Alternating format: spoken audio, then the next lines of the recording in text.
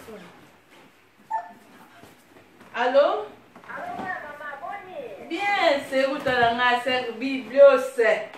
Boni. Bien, ya na ko bo ko tetala ka yo na vie na ngato to gistuka. La ko bo ka binotin. Nini susu ya?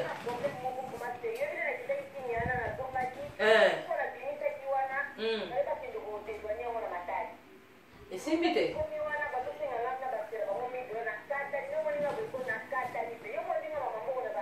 Mais oui, c'est un mot. Oui.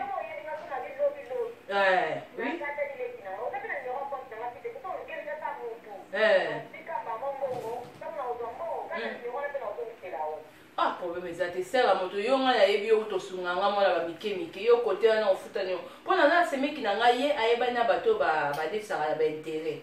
Alors nga na obenga seme ki na ngai dans ça parce que nga pe na besoin à 500 et ça ra net ngai. Donc ata yo kutu yo 1000 hein. Donc yo pe na yebi ke yo problème kutu te sert à mode. Yo to Kitoko à tout à l'heure, merci. Non, rappelez-le, n'a bien non c'est mec. Ok à tout à l'heure. C'est mec qui a moto. Allô, c'est mec à moto, Miss Mongo Boni. Bien, c'est mec n'a bien parce que puis c'est un amour na ye donc a besoin bon, on a besoin bon quand il a bêté la colle solo. Puis un numéro camarade na wana comme ça on a besoin il y a 1000 francs, 1000 euros. On a besoin il y a 500. Ah, ok. Mais c'est mec. C'est mec dans le ça. Oui, on a ça moi à foutre bien. À foutre bien. Ah, ok.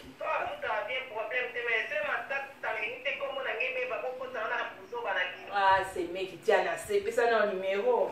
Ah, il me bonnet ni non pour me le faire à moi. 074 0 5-3D 4-8-9-10. Non, ben comme ça, c'est mec qui n'ont pas sur suite hein. Ok. Mais c'est vrai que nous avons pu baigner dans la nano. Parce que au sol là qui n'est pas na au bout ça n'a pas que maman bon pour nanga.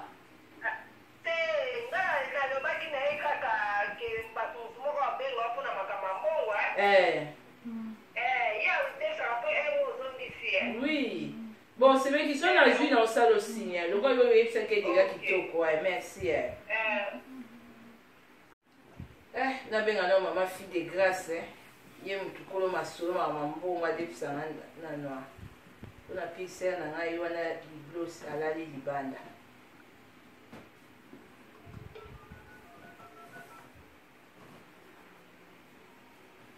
Alors ba pe voiture na la tiki na mai na besoin 1000 euros. Vous zongo te.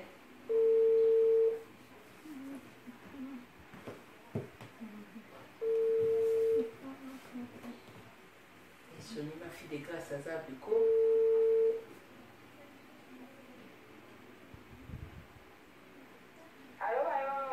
Allô, ma fille de grâce, bonne maman. Bien, na bengo parce que c'est mec nangai Miss Mongo a payé un numéro na yo na besoin mbongo 500 euros. A bien cela dina yo déjà. Ma fille de grâce, oui, qu'il y a une codé au pays. Il y a une codé, ça c'est moko, pire c'est un amoro, n'a pas ça qui numéro na yo pour benga, mais sur la bengi yo, au PC bon, on a ta faux tête. Donc à ta faux tête, donc on a une azaboye. Mon on a au PC y car aya au lobelo ma bébé bébé ça va bien mais au PC bon, on a été sur au PC mitali yo, parce qu'on a c'est na codé yo. Et non, PC parce qu'il m'a fait des témoins qui nous a parlé, qui m'a eu à parler là. D'accord. Donc,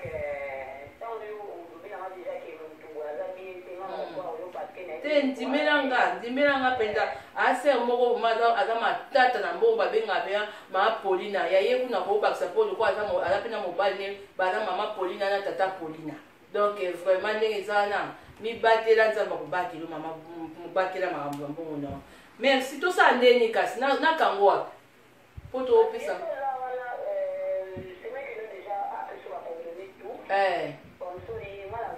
ok merci maman fille de grâce nzamba pambola yo à tout à l'heure merci téléphone hey c'est mec allô c'est mec allô c'est mec boni allô oui allô c'est mec ah c'est mec à moto Pamela maman Miss Mongo boni grand frère nana naseni mama bibi wana azasoki na ninda pusa mbongo balenga na emission oyo okende kotefela mama bibi wana mbongo toka te yo moko mokosi mbongo azopesi ninga te alepe mokolo mbongo azobenga oyo ozokima na telefone yo mokokidia mfuta semeki bongo nde wana eza mpe likambo ozogangaka bongo nde nazalaki mboa mpo nazonga motu te nazaka motu ti yo omoni boyoko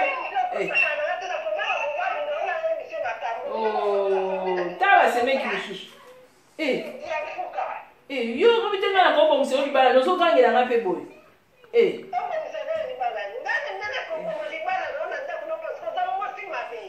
biso mpe tobala yo kataka na bambongo misusu wana ofuta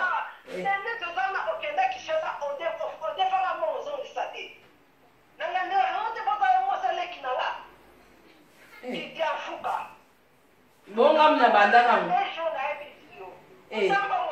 yo mpe na camarade no ye mpe bambongo akuta mike basa pesi mutu abandi olobaloba bilobela boye so mpo akoka makambo odefisa bambongo tatika quand même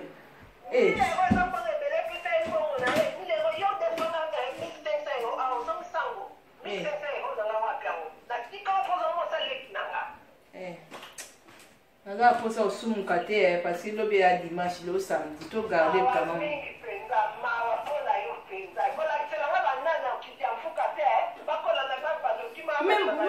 mais c'est mec ngabe na comprendre ote yango tanti na ngai biso nini yango na comprendre to soganga boy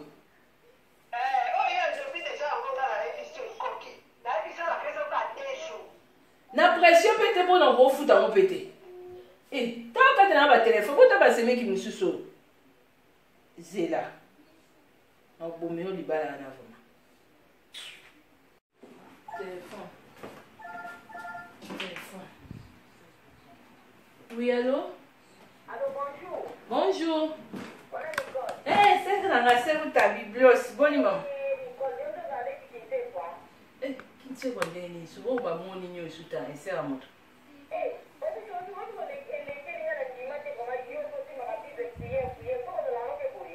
Nasani? Bon, va comment ma bébé aux autres là, nini lisusu sela moto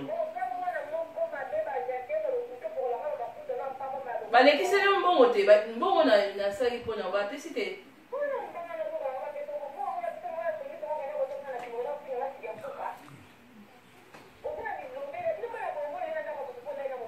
nga nafiki okitisa fuka babi naseni non comprendre tete abangi bakabola biso mibale mama yaya fungola misu bazalaka boye bato bangala bangi bakabola biso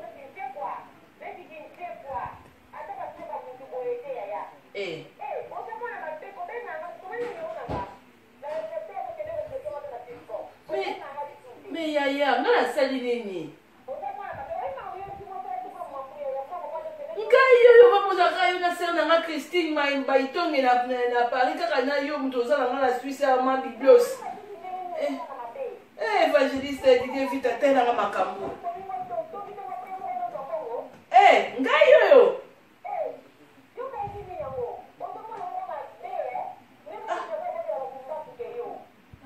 sera moto kita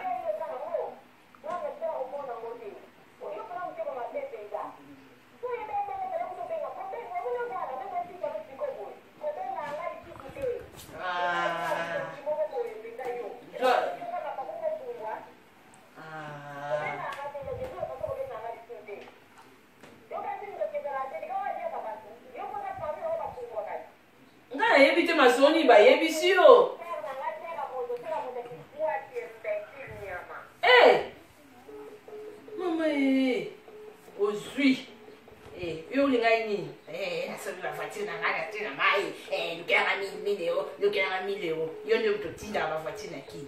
Ya, o yaki pa muta mabeti ozui. Ozui wala vraie face ina malamu. Te yama. Te mingi na balandi émission tozo kende wapi na bandeko bazo komesa na série Double Face. Eza bon maman Nicole Moisanza na sepeli encore pour résumer ba moké na suka ya tournage na biso pourquoi Double Face. Et Double Face ezali ezolakisa biso ke non ndenge nini ba réalité ya bato oyo bazalaka ba méchant ndenge ba se comportaka. Ebele lelo bato bakoma ke baza bana nzambe mususu ozomoni aza gentil mais aza loup ndenge nzambe alobaka na biso ke non eza na bato mususu bazoko se transformer na ndenge ba ange de lumière mais baza ba loup. Mais sikoyo Double Face oyo eza pona etalisa biso ba réalité ebele. Na remarquaki na émission tozo kende wapi eza na bato mususu bakolanda mususu komeli na privé message bato baza choqué bato baza na bakanda bato baza trop réservé trop fermé. Alors émission oyo série au Double Face inspiré nga moi comédie pour faire détendre bato mais en même temps na moto azwa leçon na ye et botala ndenge maman Nicole ndenge maman Bibi azana image na ye ya bien eza na bato mususu oyebi ke mutu wana futaka numéro bien te soki mutu adefisaka mbongo kope koyebisa ye mpona msu ozala na ye problème te mais misusu mpe babebiselaka baninga image ya mabe ayebi ke neti mama Biblos afutaka na ye numéro bien mais mama Nicole ake kolatisa ye image comme si ke aza faux tête omoni Double Face ya mama Nicole ndenge ezalaki. Alors na l'équipe mpona koloba ke non ebele baza bongo na vie bazo salir ba image ya bato ebele bazo linga kaka bango ba profiter baninga musu ba profiter te na ko profiter ko pesa mbote na nga mingi vraiment na yaya na nga la benga ko yo grand frère propre ya Guy Saïd na Mulhouse na Toulouse donc na bosani te ko pesa pe semek na nga mbote prochainement maman na nga na ko citer kombo na famille mobimba ya Guy Saïd na pesi ndo gros bisous nzamba za na biso to kutani prochainement na